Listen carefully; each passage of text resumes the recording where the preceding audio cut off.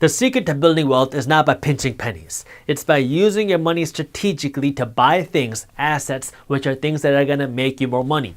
This is what investing is all about, and anybody who wants to build wealth has to invest their money. But just like how all debt isn't the same, all investing isn't the same. The first thing you want to do when it comes to investing is put aside some cash that you can use towards your wealth building fund. This is the money that you're going to use to make yourself wealthy by investing in this money. And the second thing you have to do is you got to ask yourself what your risk tolerance is. If you have any sort of low interest debt, so these are things like a car payment or a mortgage or student loans, one of the things that you can do to invest your money and get a guaranteed return is pay off your debt early. Because let's say you have student loans that's charging you 6% a year and you pay off your student loans 2 years early.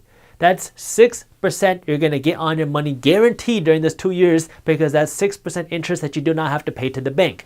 This is the least risky way to invest your money because you're getting a guaranteed return on your money. If you don't have any sort of low interest debt or you want to take on a little bit more risk, then you can put your money into the market. Now, when I say put your money into the market, everybody assumes I mean that you need to go and start picking stocks.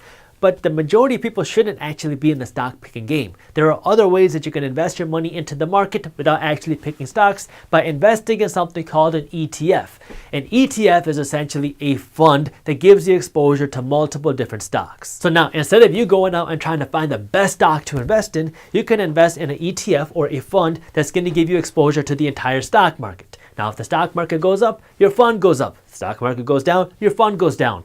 Or if you want to be a little bit more specific or technical, you can invest in an ETF that gives you exposure to the tech stocks, or an ETF that gives you exposure to healthcare stocks. So this is a way for you to now invest your money and get the returns that you get in the stock market without actually having to pick stocks. If you want to be more involved with your investments, then you can look at investing in something like individual stocks or real estate. Now, like I was saying before, the further you come down this, the more risk there is. Like paying down debt has the least risk. Investing in an ETF has a little bit more risk, and investing in individual stocks or real estate has even more risk than that. But more risk comes with more potential. Not always more return, but more potential return, because you can invest in a company right before it goes big, or you can invest in real estate in a location where there's a lot of demand coming and there's a lot of developments coming, so the value of your real estate goes up and your rental values go up. Again, this is now going to depend on what your financial goals are, and you have to be honest with yourself. What kind of life do you want to live financially? If you really want to live large and do these lavish things, and all you're doing is just paying down debt with all of your extra cash,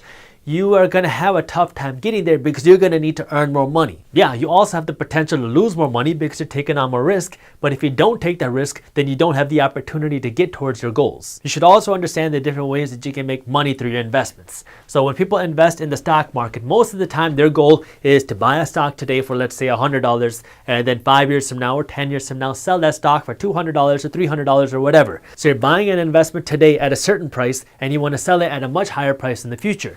With real estate, it's very different. You're buying real estate not to just flip it for a higher price. You're buying real estate now to get rental income. So you're creating passive income with real estate, because you can go out and buy a house or buy an apartment complex or something, and now you're going to have tenants living there, and these tenants are going to pay you rent every single month. So if you buy a property and you lease it out for $1,200 a month, you might make $700 a month in profit from that property every single month, as long as you have a tenant living there. So this can help create you passive income. You can do the same thing with stocks through dividends. But a lot of times when people invest in stocks, they're looking for that appreciation. So they want to see that price growth. So you got to know what kind of goals you have when you are investing your money. Now, number 5, spending. When it comes to spending, the first thing you have to understand is the difference between an asset and a liability. An asset is something that puts money into your pocket. A liability is something that takes money away from your pocket. So now, when you're spending money, you got to know what you're buying and you got to know where your money is going. Is your spending taking all of your money away from your pocket, or is your spending bringing money back into your pocket? Most of the things that we buy are liabilities. So your clothes, your shoes, your cars, everything that you're wearing and showing, these are all liabilities. Because when you spend $100 on a new shirt, or you spend $40,000 on a brand new car, that money is gone. And if you try to sell that thing, you're not going to get your money back. Like, even if you go out and you buy a brand new new car today for $40,000 and you drive it around for a couple of years, when you go to sell it, you're not going to get anywhere near the $40,000. And if you bought a brand new shirt for $100 today and you try to sell it, you're not going to get $100 for that shirt. So liabilities are things that take money away.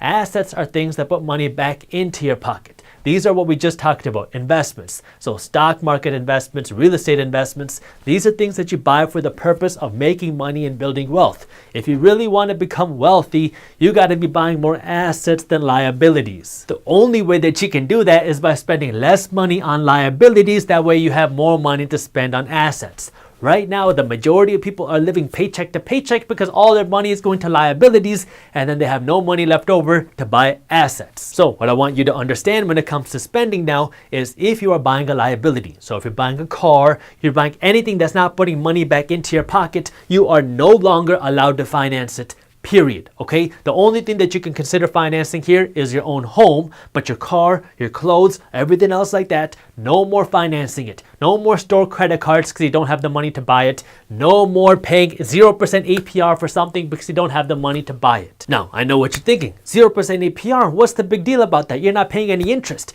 Yeah, but there's a reason why 0% APR is so profitable for businesses and banks. 0% APR works because they know that if you go into a monthly payment plan on something that's $1,000, so you're buying this brand new phone for $1,000 and you're going to pay it off 0% APR for the next 1 or 2 years, well, what's going to happen? That means you don't have $1,000 to buy the phone today, so you are going into debt to buy the phone, and the majority of people are not going to pay it off in time, so now you're going to get slapped with a big fine at the end of your 0% APR period because you didn't pay it off in time, and you also think that you have more money to spend right now because you didn't have the pain of $1,000 leaving your wallet today. So yeah, you might not be paying any interest on that money today, but you're also not feeling that pain of the money leaving your account, so you're more likely to go out and spend more money on liabilities that you shouldn't. Don't play that game. If it doesn't put money back into your pocket, buy it with cash and don't worry about it. And the way that you know what you can afford when it comes to liabilities is by following our rule of 5. If you cannot buy 5 of them, you cannot afford 1 of them. If you follow that rule when it comes to liabilities for things that you do not need to survive, you will have more cash to buy more assets, which are going to put more money back into your pocket. Going along with spending, let's talk about credit cards. Depending on who you are and depending on your spending habits, credit cards can be your biggest enemy or your biggest ally.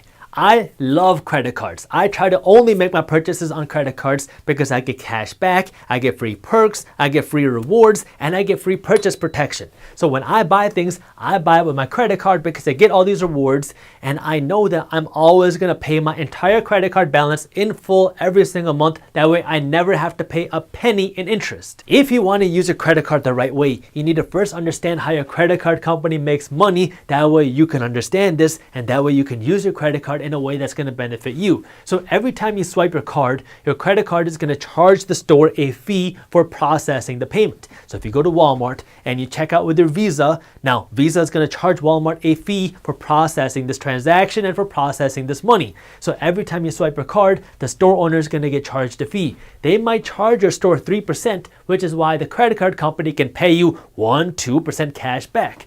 The second way your credit card company makes money is through APR. So if you don't pay off your credit card and you got to pay your credit card company interest, then your credit card is going to make a windfall because they're going to get a crazy interest rate on money that you are not financing from your credit card. You never, ever want to get into the game of paying this APR for credit cards, okay? This is always a losing transaction. So if you're using a credit card, you need to treat it like a debit card. That way you're only buying things that you normally would with cash and then pay off your entire credit card balance in full every month. That way you never have to pay a penny in interest.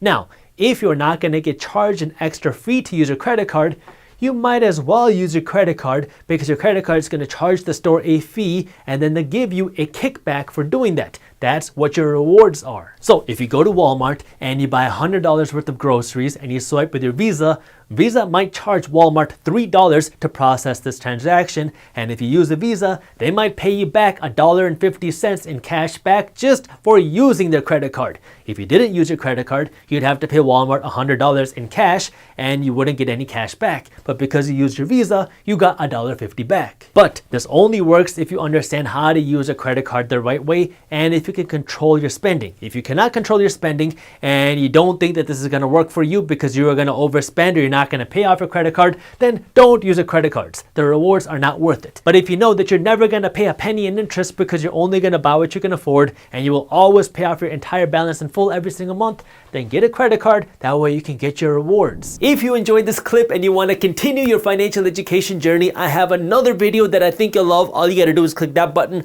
right over there. And for those of you who want to stay up to date on the top finance and business news, you can join Market Briefs, my free financial newsletter, by clicking that button below. Thank you for watching, and I'll see you in the next one.